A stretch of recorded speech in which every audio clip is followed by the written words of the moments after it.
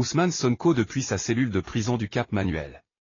Se mobiliser et se tenir debout pour ce vendredi 17 novembre. Au vaillant et digne peuple sénégalais.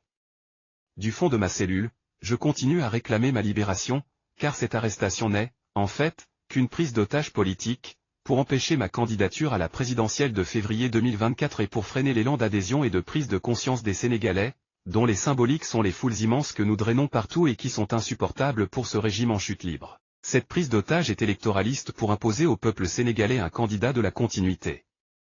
Au vaillant et digne peuple sénégalais. Du fond de ma cellule, je réclame la libération immédiate et sans condition de tous les prisonniers politiques afin qu'ils retrouvent leur famille, car leur souffrance a assez duré. Aujourd'hui, la jeunesse sénégalaise désespérée se tourne vers les méandres des océans et du désert, et l'État sénégalais, complice, ne pose aucune action pour empêcher ces drames devenus le lot quotidien des familles. Visiblement, Macky Sall et son régime ne comptent rien faire pour stopper l'hémorragie puisque dans leur pensée machiavélique ceci peut aider à vider le Sénégal d'une jeunesse qui peut faire basculer le vote dans les urnes.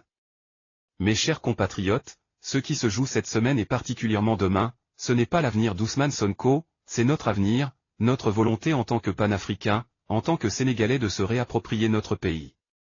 C'est notre destinée en tant que nation qui se joue, mais surtout notre souveraineté. C'est pour cela que j'appelle tous les Sénégalais, épris de justice, à s'organiser sur toute l'étendue du territoire national pour exercer leur droit constitutionnel à la résistance et refuser le diktat d'une minorité.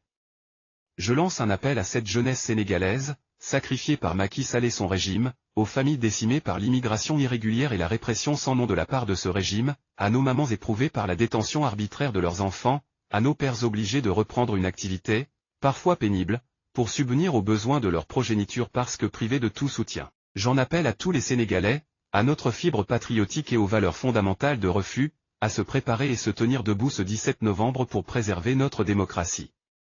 Il ne s'agit pas de se lever pour ma personne, elle importe peu, nous devons nous lever pour une justice équitable, libre et indépendante, pour le droit de vivre dans un pays sans craindre d'être arrêté et emprisonné sans justification. Le droit de vivre sans être contraint à l'exil, à l'emprisonnement ou à la mort. Pour ma part, je continuerai à résister par tous les moyens dont je dispose. Mes chers compatriotes, levons-nous et tenons-nous debout, parce que le Sénégal en vaut la peine.